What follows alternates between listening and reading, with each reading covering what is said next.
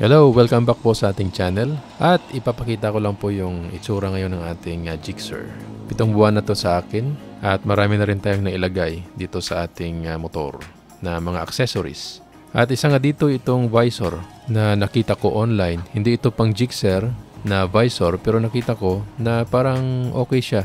Fit na fit para sa shape ng headlight ng bagong Gixxer na 2021 to 2023 model. So ganoon din po na bili ko ito online sa Shopee. Ito ay pang Suzuki GSX S950 at GSX S1000 yung visor na ito. Pero kita nyo po naman, pwede siya sa Gixxer 155. At tayo na rin yung nag-install. Yung ginawa ko, bumili lang tayo ng ordinary na bracket. Tayo na rin yung nagdiskarte kung paano siya ikabit. Meron na siyang mga bracket pero hindi siya sufficient para mag-fit dito sa Gixxer 155. Kaya ang ginawa natin, bumili tayo ng mga brackets na kulay blue para fit doon sa kulay ng ating Gixxer. Kung paano ko siya in-install, maaari ka mag-suggest dyan sa comments at ma-detail natin sa inyo sa sunod na video. Kung gusto nyo po ng mga detalye kung paano ko siya in-install. Pero sa palagay ko, kahit obserbahan nyo lang yung video ito, makakuha nyo na kung paano siya gawin.